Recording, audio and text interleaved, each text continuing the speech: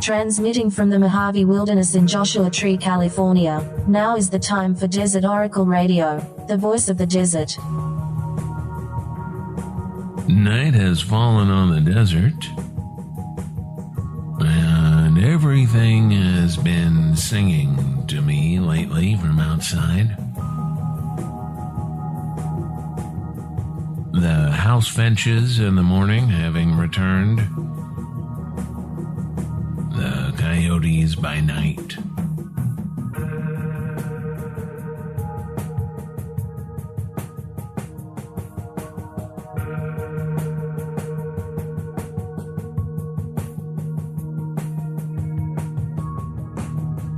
Here's something to think about. Next time you see some desert wildlife on the trail or on the road, most of what we consider desert wildlife is just North American wildlife. Bobcats, rattlesnakes, red-tailed hawks, the cougars we call mountain lions, all North American wildlife. Mule deer and bighorn sheep are common Western North American species. Somewhere along the way, as we carved up and paved over and intensively farmed and fracked the country, the desert wilderness became a refuge, a last refuge. Especially from the viewpoint of people living in the big suburbs and cities of the West. You go out to the desert, you might see some living creatures besides people. And pigeons. Of course, we have some unique creatures here in the deserts. In the Mojave, we've got our own special double toxin pit viper, the Mojave green rattlesnake, for one. And we have the immortal 90-year-old golf champions of Palm Desert, the Thunderbird Country Club, who live solely off rare steaks and cocktails. It's incredible.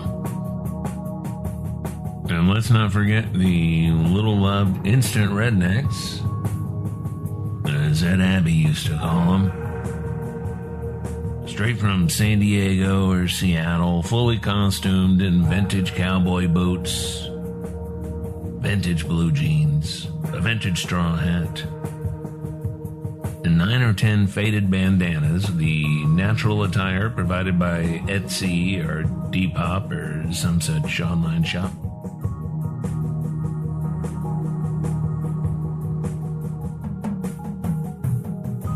There was a funny bit of wildlife research in the news a few weeks back. It shows up in the news every year or two.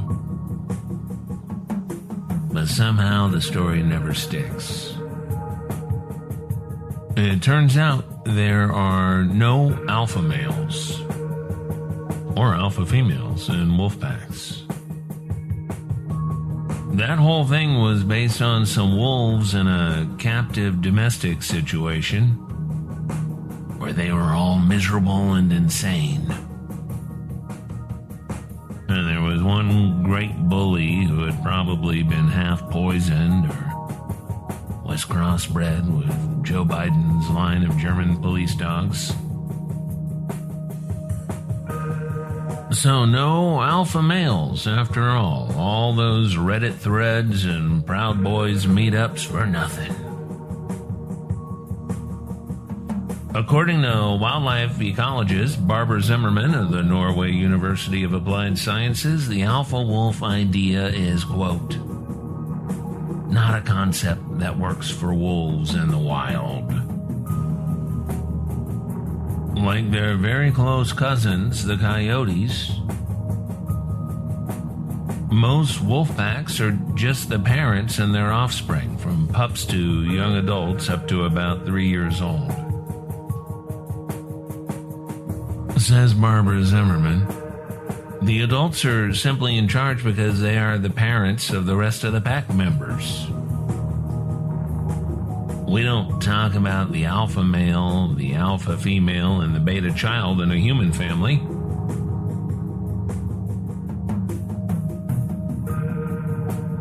I mean, people probably do, but we talk about a lot of things. When wolves leave their family, their pack, is to find a mate outside their usual crowd. So where did the alpha wolf nonsense come from? Originally from Rudolf Schinkel, who studied captive wolves at the Basel Zoo in Switzerland, where up to 10 wolves were kept pinned up together with the enclosure about the size of a studio apartment. No wonder they went crazy.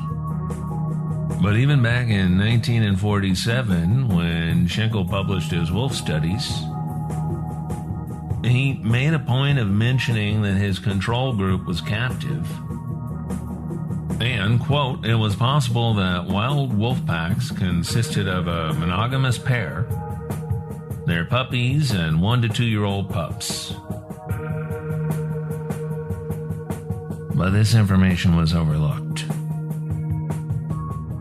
Overlooked for 70 years at this point, and it was amplified in 1970 by David Meck, who used all that alpha beta wolf lingo, and for decades after begged his publisher to update his book because the alpha wolf stuff was all wrong. So now we've got all these guys spending all their time at the gym lifting barbells or whatever so they can be the alpha male in line at the Walmart, and it's not even applicable to wild wolves, let alone humans. And wild wolves, it turns out, make families in the usual way common to canine and human both. 2 parents, children of various ages, occasional disputes. And one thing about wolves is they never ever go to the gym. Let's talk about some of God's creatures, great and small, who've never been to a 24-hour fitness center and never spent years trying to stop the auto payments off the credit card for a gym they lived nearby years ago. Along with the wolves and the cougars and the coyotes, the black-tailed mule deer and the red-tailed hawks. Roadrunners, of course. And gopher snakes. The aforementioned bobcats and bighorn, all at the apex of what you'd call physical fitness. Lean and fast and mostly spending their energy wisely, the way it was intended, resting, sleeping, dreaming, and dozing.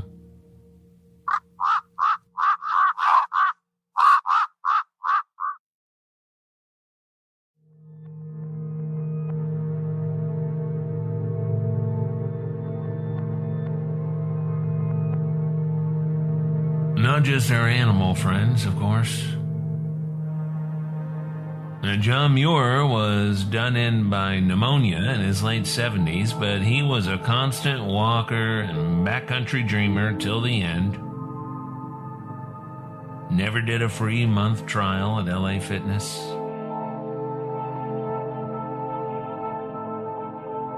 And you can say the same with full authority about Walt Whitman or Henry David Thoreau, and many other romantic writers such as William Wordsworth, who merrily hiked across Switzerland and France and took long daily walks with his sister Dorothy Wordsworth. Both loved the wild weather and enjoyed nothing quite as much as getting lost.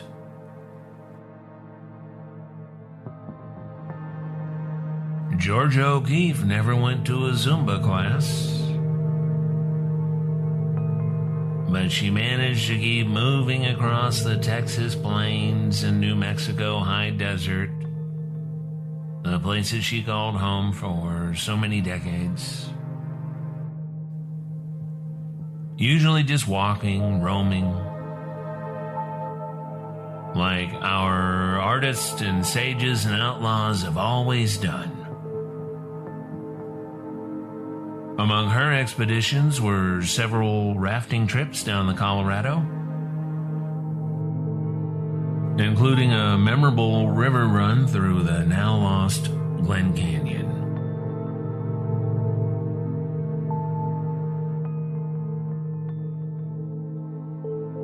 There was Nan Shepherd, author of that one single majestic book, The Living Mountain, ever rambling over the wilds of Scotland. Simone de Beauvoir, the great French philosopher and author, would often disappear for 30-mile strolls. 30 miles in a day through the countryside and over the mountains of France. Mary Hunter Austin, and her haunting story called The Walking Woman, well describes the old mystery of seeing one who is always walking in the distance, always passing through. Mrs. Walker, as the cowboys and sheep herders referred to her in the story, passing through mining camps and Indian villages like a ghost. Not once does she purchase an internet-connected, subscription-based exercycle.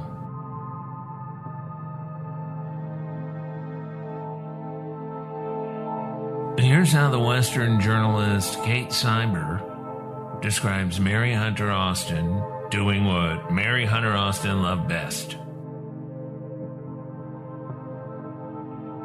Austin traveled boldly across open country, often alone. She spirited through expanses of yucca, along dry riverbeds, and into the forests of the Sierra Nevada. She made friends with Spanish shepherds, Mexican and Chinese immigrants, miners, Shoshones, and Paiutes.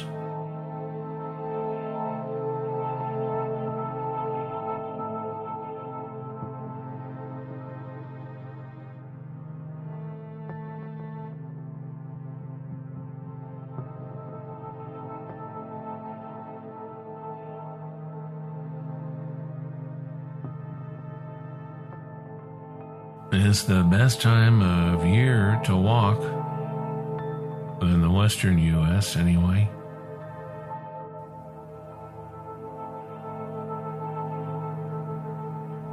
So I hope you're doing that.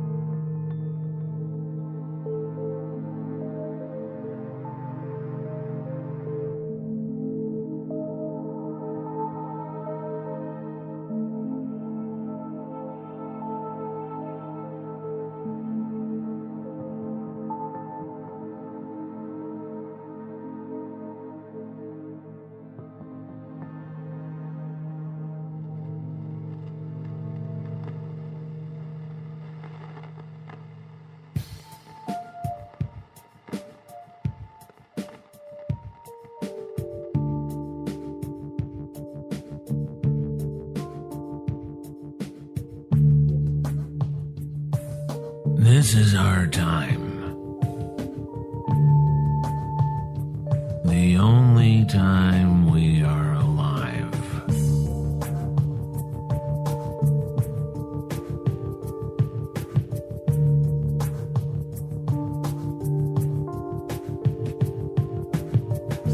Every age has challenges, disasters, plagues, war, cruelty.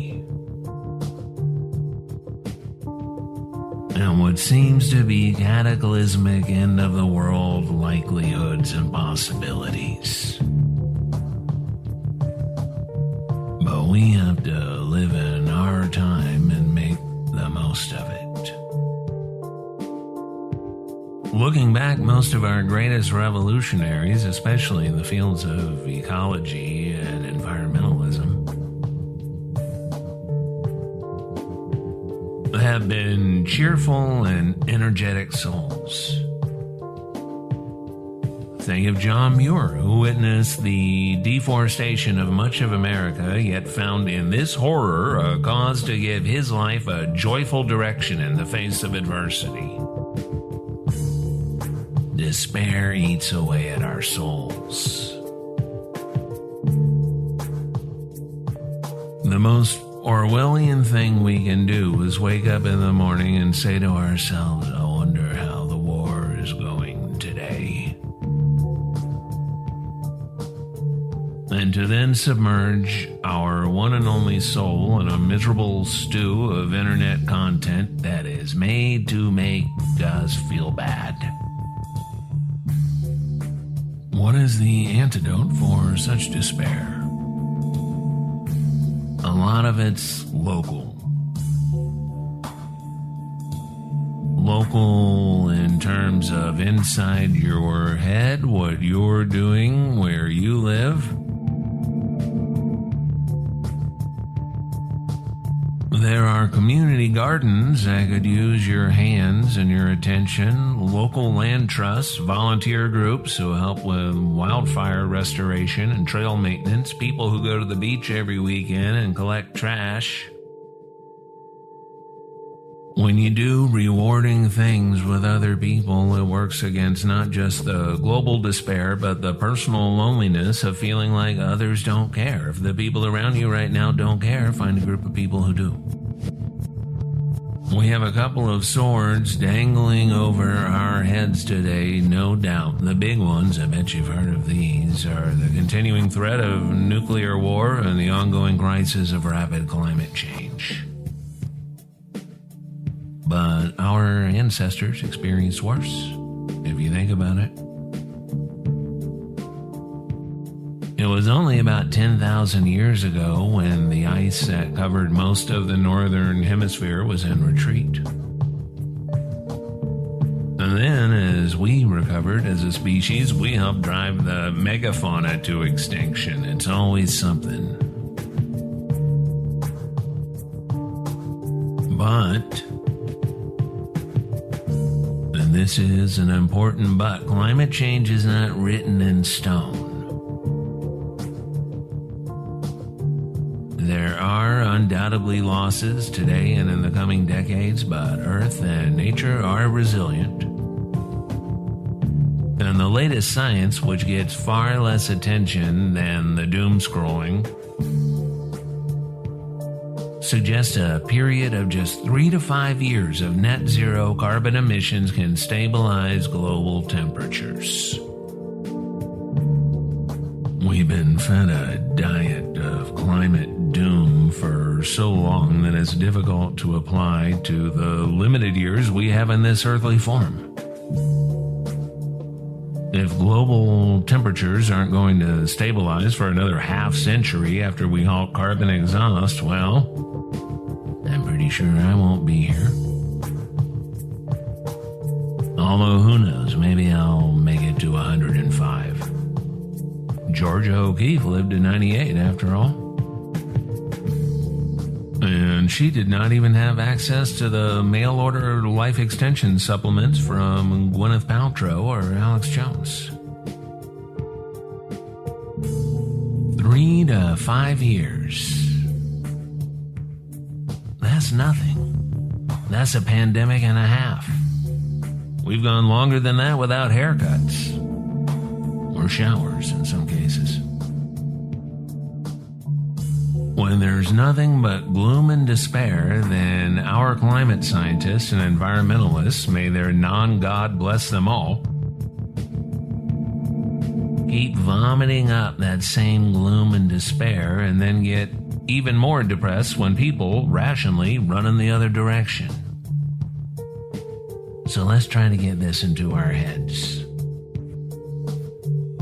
When we stop artificially pumping CO2 into the atmosphere, it's going to stop getting hotter.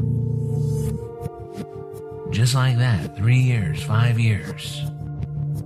People waste that much time on video games or going to Pilates.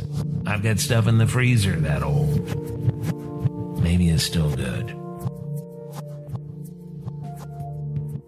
If you're lucky enough to be a younger person, the rest of your life can be relatively normal. You're already used to more frequent wildfires, drought, more extreme weather, but the world is still beautiful and will remain so. And in the years and decades after things stabilize, after more of our planet's oceans and surface are protected so that life can thrive, after we all go to the gym and solar-powered drone pods with no windows. No, we don't have to do that last part. We can choose our future. It's just an unfortunate part of human nature evolved over millions of years with a good reason that makes future danger less important than today's danger. But as the effects get so much more expensive and ugly for rich nations especially, so too does the response become quicker. Look how quickly the supposedly green government of Germany decided to go all in on renewable energy. Strangely, just a few months after going all in on a Russian natural gas pipeline.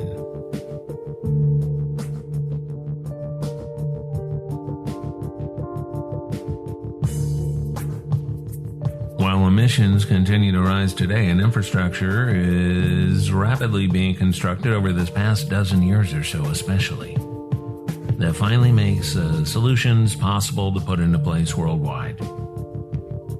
EVs are mainstream. Battery storage of renewable energy is replacing real-world oil, coal-burning power plants. Large governments around the world are embracing the 30 or 50% land conservation goals. And private companies are going faster than governments because there is tremendous money to be made in renewables and net zero technology. Here's something about global shipping from just last month. Did not get much coverage on the doom scroll. Quote, Los Angeles and Shanghai have initiated a partnership of cities, ports, shipping companies, and cargo owners in China and the United States to create a first-of-its-kind green shipping corridor across the Pacific Ocean on one of the world's busiest container shipping routes.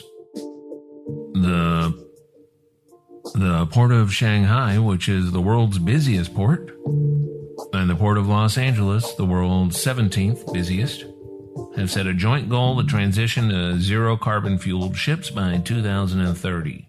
It's already 2022. Low-emission and zero-emission cargo ships are in production today. At the same One Ocean UN conference where the green corridors were announced, a French company called Energy Observer announced their liquid hydrogen cargo ship, which will be carrying cargo in 3 years and can replace 1/3 of the global shipping fleet. The hydrogen, of course, has to be produced with carbon-neutral energy, which, as Germany is suddenly realizing, can happen real quick when people set their minds to it.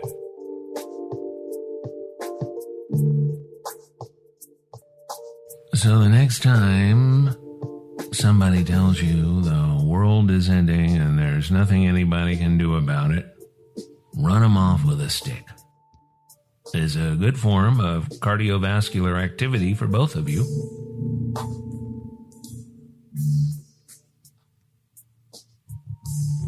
Be of good cheer.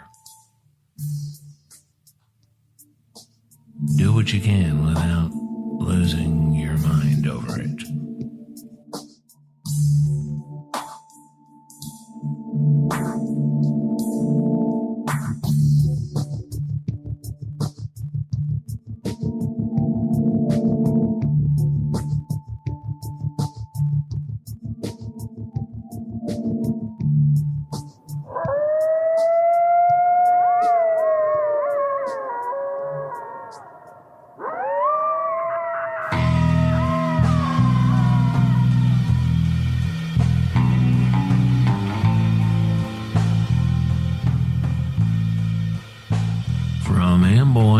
Hills, Isaacs, and across the Great Mojave Wilderness. This is Desert Oracle Radio, and I am your host, Ken Lane. You heard some new soundscapes tonight by Joshua Tree's own Red, Blue, Black, Silver. And you can find us online at desertoracle.com, where you can order whatever we have left to sell. And support this show via patreon.com/Desert Oracle. And you can find all 150 plus episodes of this program.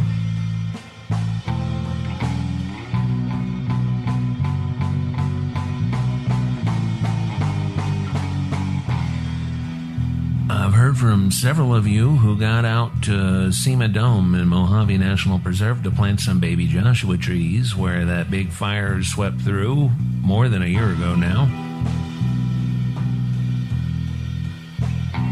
And I have seen a lot of photographs of happy people up there doing the Lord's work, grinning in the cold wind, carrying the little Joshua trees to whatever chosen spots like little baby Yodas. That's the way to defeat despair. Check with your local land trust or state park or national monument or whatever you got nearby. There's always something nearby. And see what you can do to give a hoot, and etc. Our Desert Oracle Volume 1 paperback is available now at bookstores everywhere, especially in the American Southwest. Thanks for putting us on the California bestsellers list for I don't know how many weeks in a row now. 4, I think?